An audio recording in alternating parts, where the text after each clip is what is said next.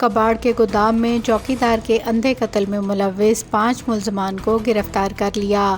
Incharge investigation Raiwind city inspector Qamar Sajid کے مطابق ملزمان نے ڈکیتی مزاحمت پر چوکیدار اصغر کو گلا دبا کر قتل کیا تھا۔ ملزمان نے ثبوت مٹانے کے لیے مقتول کی لاش کو پانی والے ڈرم میں چھپا دیا۔ میڈیا نیوز کی ویڈیو دیکھنے کے لیے ہمارا چینل سبسکرائب کیجیے اور بیل کے آئیکن پر کلک کیجیے۔ اے ایس پی رائیونڈ بلال سلہری کی قیادت میں انویسٹیگیشن پولیس رائیونڈ سٹی نے کارروائی کرتے ہوئے کباڑ کے گودام میں چوکیدار کے اندھے قتل میں ملوث 5 ملزمان کو گرفتار کر لیا۔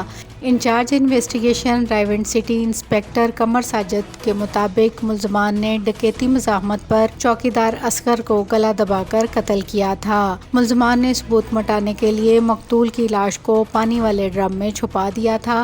قمر ساجد کا مزید کہنا تھا کہ قتل کی سنگین واردات کے بعد ملزمان ضلع قصور میں روپوش ہو گئے تھے۔ گرفتار ملزمان میں ندیم، عمران، عتیق، وسیم اور منیر شامل ہیں۔ ایس پی انویسٹیگیشن صدر محمد عمران کا کہنا تھا کہ ملزمان کو پولیس پروسیکیوشنز پارٹنرشپ کی مدد سے سخت سزا دلوائی جائے گی۔